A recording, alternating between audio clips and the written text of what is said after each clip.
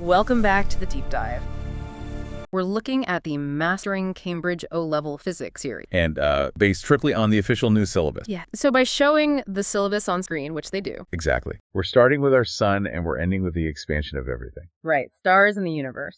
So let's start where it all starts for us. The sun. I think we all have this idea that it's this unique, massive, all-powerful thing, but the data here says it's kind of average. It is remarkably average, yeah. If you were just cataloging stars in the Milky Way, you'd just list it as a medium-sized star. It's not too big, not too small. So it only seems huge because it's so close. Exactly. Proximity is everything. And because it's so close, we can study it, we know what it's made of, and it's not, rock or fire in the way we think of it. It's gas. Almost entirely. It's about 75% hydrogen and 25% helium. Which is pretty much the recipe for the whole universe right after the Big Bang, isn't it? It is. The sun is just a big ball of that primordial stuff. But it's not just sitting there, it's radiating energy. And the sources break it down into three types that affect us. Right. This is stuff we feel every day. There's infrared. Which is just heat. When you stand in the sun and feel warm, that's infrared. Then visible light, which is, well, how we see. The narrow little band our eyes evolved to pick up. And then there's the one we have to worry about. Ultraviolet, UV. Yeah, the high energy stuff. Yeah. It has enough power to actually damage the DNA in your skin cells. That's what a sunburn is. So we have this giant gas ball blasting out all this energy. The question is, how? I mean, if it were a lump of coal the size of the sun, it would have burned out ages ago. That's the thing. It's not burning like a fire. It's a nuclear reactor. It runs on nuclear fusion.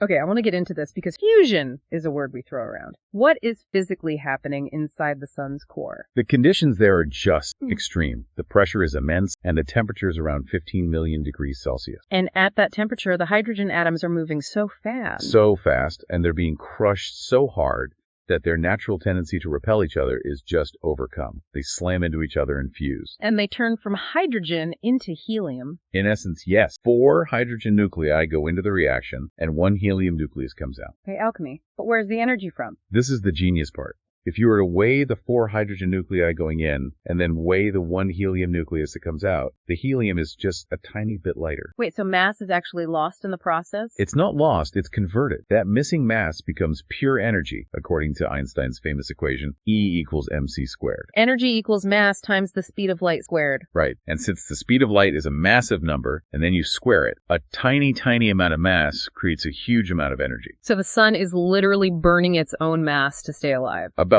4 million tons of it every second. That number just doesn't compute. Okay, so the sun is one star, but it's part of a much, much bigger structure. A galaxy. Our home is the Milky Way galaxy, which is a collection of, hundreds of billions of other stars. And this is where our brains start to short circuit with the scale of it all. The distances are just insane. Kilometers are useless. You'd just be writing zeros all day. That's why astronomers had to invent a new unit. The light year. And this is a unit of distance, not time, which I think confuses people. It's a ruler, yeah. It's the distance that light, which travels at 300,000 kilometers per second, can cover in 1 full year. So it's a massive distance, about 9.5 trillion kilometers. Right. And even with that huge ruler, the next nearest star to us is still over 4 light years away. Meaning the light we see from it tonight. Left that star over 4 years ago. You are always looking into the past when you look at the night sky. A history book written in light. Okay, so let's get back to the stars themselves. How are they born? They start their lives in these enormous cold clouds of gas and dust. They're called nebulae. And gravity is what kicks it all off. Gravity is the engine. Something gives the cloud a little push, and gravity starts pulling clumps of gas and dust together. As the clump gets bigger, its gravity gets stronger. And it collapses in on itself, getting hotter and hotter. Exactly. That early hot glowing ball is called a protostar. It's a baby star, but fusion hasn't started yet. Not until it gets hot enough in the core. Right. Once it hits that magic 15 million degree mark, the nuclear engine switches on. Right.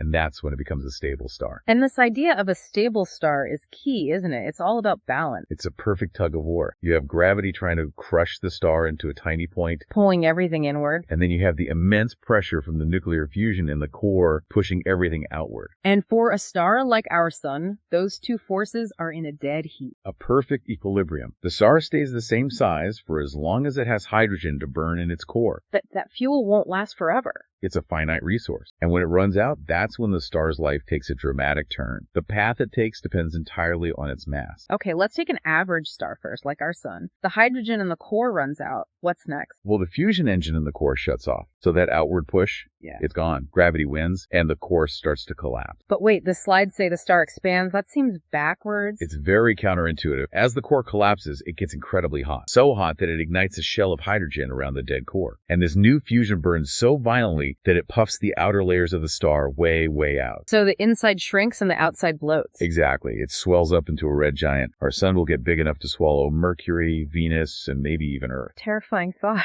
But what happens when that outer shell of fuel is gone too? For a star like the sun, that's pretty much the end of the line. The outer layers just gently drift away into space. They form a beautiful glowing cloud. The planetary nebula. Right, which has nothing to do with planets. It's just a historical name. What's left behind is the collapsed core. A white dwarf. A white dwarf. It's about the size of the Earth, but it has the mass of the sun. It's fantastically dense. And it just sits there and cools off for trillions of years. Okay, so that's the quiet end. But the giant stars, they go out with a bang. Oh, they do. A very big bang. For a star that's much more massive than the sun, its core is so hot and dense that when the hydrogen runs out, it can start fusing helium into carbon. So it finds a new fuel source. And when the helium runs out, it fuses carbon into neon and so on, up the periodic table. It's fighting to stay alive, creating heavier and heavier elements. But it can't do that forever. It hits a wall. Iron. Fusing iron doesn't release energy. It actually consumes it. The second the core fills with iron, the star's energy source is cut off instantly. And gravity, which has been waiting this whole time. Gravity wins, catastrophically. The core collapses in on itself in less than a second, rebounds, and triggers the most powerful explosion in the universe. A supernova. Yes. For a few weeks, that one dying star can outshine its entire galaxy of 100 billion stars. And the slide mentions that this is where heavy elements are made. This is important for us, right? It is everything. The only elements made in the Big Bang were hydrogen and helium. Everything else.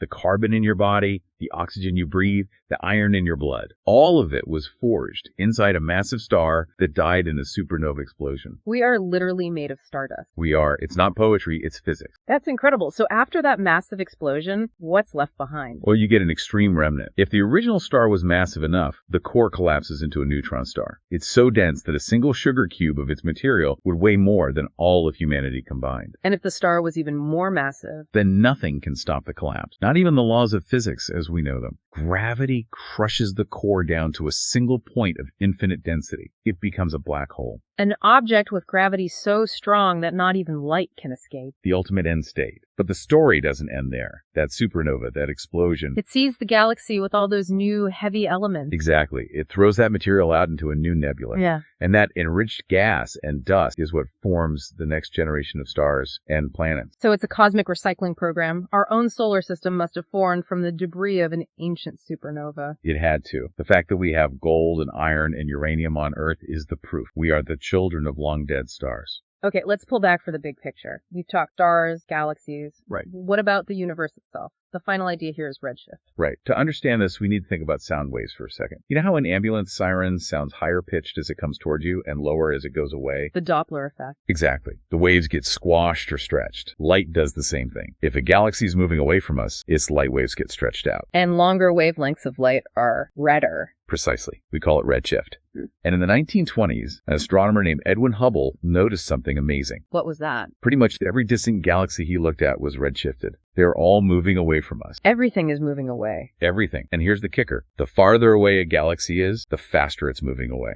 What does that mean? It means the universe itself, the very fabric of space, is expanding, like dots on an inflating balloon. And if you run that movie backwards... If everything is moving apart now, then in the past, everything must have been closer together. All the way back to a single point. All the way back to the beginning, the Big Bang. The redshift of distant galaxies is the primary evidence we have that the universe began in this incredibly hot, dense state and has been expanding ever since. So it all connects. The light from a star tells us how it works, what it's made of, and the light from a distant galaxy tells us the history of the entire universe. From the atom to the cosmos, it's all one connected story. Well, that's a fantastic journey through space and time. A great reminder that the night sky isn't just a static picture. No, it's a process, an ongoing story, and we're a part of it. A part of it made from recycled stars. Thanks for walking us through all that. My pleasure. And thanks to all of you for listening to this deep dive. We'll see you in the next one.